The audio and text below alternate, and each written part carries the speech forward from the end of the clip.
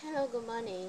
Assalamualaikum warahmatullahi wabarakatuh. I am Nurain binti Wahad, metric number TMH09230025. Today I would like to explain about the communicable disease of cholera. Definition of cholera. Cholera is an acute diarrhea infection caused by the eating or drinking food or water that is contaminated with the bacterium Vibrio cholerae. This the meaning cholera ini, penyakit tauni ini memberi infection kepada usus kecil kita, beri infection kepada usus kecil kita dan menyebabkan berlakunya ciri-ciri yang sangat teruk dan menyebabkan dehidrasi. Ya. Okey, seterusnya kita pergi kepada risk and contributing bad factor of cholera. Okay, the first one is a poor sanitary condition. The rare is developed country lah. Dia tidak berlaku pada negara yang maju di mana dia mempunyai sanitasi yang baik berbanding dengan country yang sangat padat, crowded population such as Asia, Africa and Latin America. The second one, raw or undercooked food, di mana tidak memasak makanan dengan betul. Bukan dengan betul, tetapi tidak masak dengan cara matang. Ia separuh masak aja seperti steak like that lah. Ia berlaku, dia akan memberi faktor berlakunya outbreak about the cholera ini disebabkan oleh makanan itu mengandungi bakteria Vibrio cholerae. So bila tidak masak menyebabkan berlakunya risiko untuk mendapat penyakit cholera. Dan seterusnya hypochlorhydria, di mana seorang yang mempunyai asid perut yang rendah seperti children, older people and some medication lah. So type of number 4, factor of number 4 is type O blood. Mostly not are not actually clearly, but the mostly the patient got cholera disease from the type O blood. So kita go to next. Pergi kepada causative agent, itu a pathogen of cholera. Okay, cholera is ataupun taun. Pathogen penyakit cholera ini adalah disebabkan Vibrio cholerae bacteria. Apa itu Vibrio cholerae bacteria ni lah? Ini adalah bakteria yang menyebabkan penyakit kepada kolera. Okey, kita lihat pada gambar rajah di dalam slide saya tunjukkan tu, dia berbentuk kapsul ya, berbentuk lapisan menyeliputi nukleoid. Okey, dia akan bergerak melalui flagellum. Flagellum bergerak macam skru, macam tu dia pusing-pusing like boat lah. So di kepala dia ke atas dia tu, yang botak tu tiba-tiba nampak macam ada paku-paku tu, itu adalah cara dia melekat pada sesuatu benda.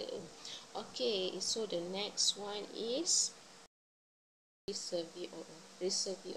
Okay, setahunya bakteria Vibrio cholerae ini dia hidup dalam air. Ya, dalam air yang tercemar, ya, dalam air tercemar. Dia itu tempat tangkungan reservoir dia, dan dalam plant yang ada dalam air itu dia akan menempel, dia berbentuk biofilm, ya, membentuk biofilm yang menyeliputi dia untuk dia melekat pada suatu benda. Tak kiralah tumbuhan ke haiwan dalam air itu ke, dia akan menempel. Dan haiwan yang ada dalam air itu akan pembawa kepada bakteria cholera tersebut. Jadi seafood terutamanya kerang mostly kalau dia berada dalam air yang tercemar, kemungkinan besar ada bakteria. Bakteria apa? Vibrio chloride. So dia bukan bakteria chloride ni macam ikan. Dia duduk je dalam badan ikan tu. Dia tak memberi efek apa-apa kepada ikan, tetapi ikan tu yang membawa bakteria tersebut. Okey, seterusnya kita pergi kepada slide number 5, a host of cholerae. The primary host of cholerae is human, not animals, but is humans. Kenapa? Kenapa dan kenapa? Begitulah dia, perumah dia adalah manusia, ya. Bagaimana dia berada dalam rumah dan membiak itu? Mula-mula kita ambil makanan yang tercemar, kita tak basuh tangan. Contohnya kita main pula. Kita makan beli ikan tu mengandung bakteria, kita masak ikan tu separuh masak, kita masuk ke dalam mulut. Bila masuk dalam mulut, makanan tersebut akan pergi kepada yang pertamanya semestinya kepada usus kecil. Dan usus kecil ni akan menyerap nutrien-nutrien yang ada dalam tu. Dalam masa yang sama, dia yang berbentuk biofilm tadi tu, bakteria tu yang berbentuk biofilm tadi tu disper. Disper dia pecah, lepas tu dia akan menempel pada epithelium kat usus tu, dia melekat dan dia akan membiak dengan cara bagaimana? Membelah satu bakteria, membelah dua. Faham tak? Satu belah dua, dua jadi pula empat, kan? Jadi dia berganda dua dan dia sangat cepat membiak. Cakap susah lah ni, sangat cepatlah membiak. So the incubation period of cholera can range from 12 hour to 5 day in body. Okay, dia boleh hidup dalam masa 12 jam sehingga 5 hari dalam badan kita. Bayangkanlah kalau 12 jam pun dah banyak dia punya bakteria tu merebak, dan bayangkan dalam 5 hari.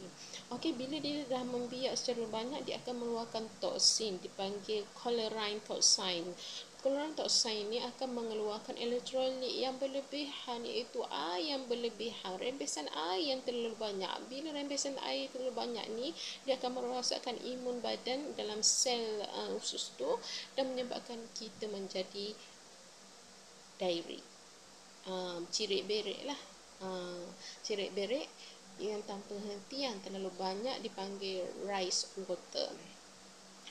Apabila kita vomit, muntah pun lagi, berak cair pun lagi, cirit berik pun lagi, dia menyebabkan badan kita dehydration menyebabkan jantung kita tinggi, rate jantung tinggi, and high blood set kita tinggi, BP set lagi, BP kita jadi tinggi, heart rate kita jadi tinggi, dan menyebabkan kita kelesuan, dan menyebabkan kita jika tidak dirawat menyebabkan kematian. Okey, seterusnya exit and entry. So macam mana yang saya terangkan tadi, di mana environmental aquamental reservoir tu adalah melalui air dan atau makanan yang mengandungi bakteria tu. Lepas tu kita tak basuh tangan, kita minum air yang tak dirawat, yang mengandung bakteria, kita makan makanan yang mengandung bakteria tersebut, masuk dalam badan kita dan membiak dalam badan kita, dan dia nyah tinjakan, kita dah jadi vomit, kita jadi diarrhea tu. Lepas tu kita nyah tinjakan menyebabkan dalam nyah tinja kita tu, stool kita tu mengandungi bakteria Vibrio chloride. Dan Vibrio chloride itu kita berak masuk dalam air itu pula pergi ke kumbahan tak rawat dengan betul dan sebarkan air ke seluruh negara. Habis tu yang siapa yang ambil air tu yang tidak rawat terus minum, habislah satu population. Dia sangat cepat merebak. So kita lihat the portal exit dalam badan kita. Macam mana saya terangkan tadi, dia keluarkan elektrolit dia, toksin dia, menyebabkan terjejasnya imunasi badan dekat situ. Okey, seterusnya kita akan pergi ke slide seterusnya. Transmission. Mode of disease transmission ni macam mana dia berpindah dia adalah direct contact with a bacteria in water or food. It can spread very quickly, especially in condition created by emergencies. Cholera can be fatal. Okey, dia membiak bila air tercemar, kita pula minum, dia akan menjadi start outbreak of the cholera, dan dia berjangkit pada orang lain pula, bukan melalui skin to skin, no, but direct to bacteria, direct to bacteria. Okey, jika tidak dibenteras parentin, dia akan merebak ke seluruh dunia. Okey, sebab tu kalau kita macam sebab tu kalau apa penyakit kita perlu mencari punca berlakunya kejadian atau penyakit tersebut. Okey, seterusnya manifestation apabila berlakunya diarrhea ni, bila berlakunya bakteria masuk dalam badan kita menyebabkan simptom yang tidak normal di mana usus badan kita bertindak balas dengan bakteria itu, di mana dia menjadi cirit birit yang banyak dan muntah-muntah. Apabila muntah-muntah, kita badan terhydration, kurang zat semua, menyebabkan kita jadi cramp badan dan jadi lesu, penat dan jadi dehydration menyebabkan, kalau tak dirawat, menyebabkan kematian. Okey, bagaimana kita nak merawat orang yang dah mengalami cholera ini? Macam mana? Mostly kita akan bagi dia antibiotik dan juga masukkan IV itu apa nama? Granula, insert granula to give a bad nutrition dalam badan kita lah. Biasanya antibiotik yang diberi oleh doktor ni biasanya doxycycline, azithromycin, ciprofloxacin lah. Okey, seterusnya sebenarnya antibiotik ni bukanlah pengganti utama dalam pengobatan kolera ini. Dia cuma penggantian yang utamalah adalah cairan yang hilang daripada badan kita tu. Sebab tu biasa kalau pergi ke hospital, dia akan masukkan air lah, kalau bahasa Melayunya. Okey, seterusnya actually number 8, I write the wrong number.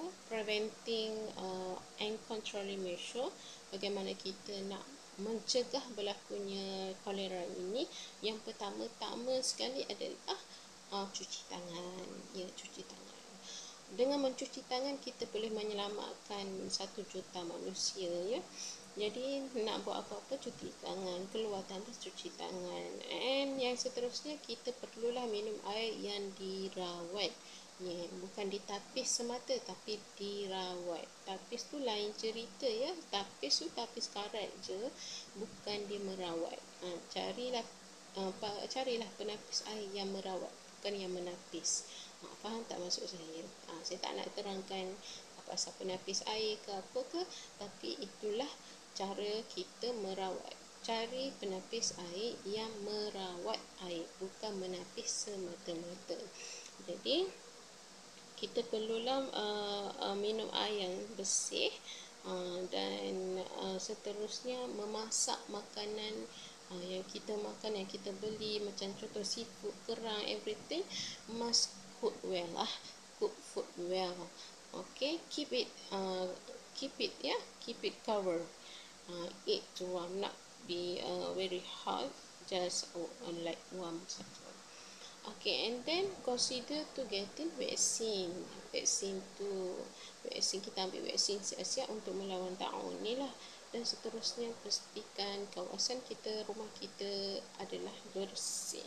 Sebabnya kalau bakteria kolera ini akan live in communicated water, ya, begitu. Okey, seterusnya seterusnya kita akan pergi ke kita melihat daripada awal yang saya cerita tu persistent agent. Jadi kita tahu ya cause etiologi kolera is air yang tercemar, ya, dia berada dalam air. Jadi kita nak minum air, kita kena rawatlah air. Kita tahu tampungan dia kat mana, macam mana dia masuk, dia keluar, dan macam mana dia mode of transmission. So dia masuk dalam badan kita, dia keluar dan merebak seterusnya kepada orang lain. Bila kita tahu chain in infection of cholera ini dan cause etiologi of cholera, kita boleh menyembuhkan dan mengambil pendekatan yang sangat baiklah untuk menghalang daripada merebak. Dan okey, saya untuk saya buat slide saya ni. So I'm very sorry about to take more time to explain cholera disease. So thanks we solved the problem. Alhamdulillah, kita boleh melawan penyakit disease ni dengan cara yang baik, dan terima kasih kepada saintis-saintis yang lepas kerana menjumpai cause of disease. Okay, so Assalamualaikum.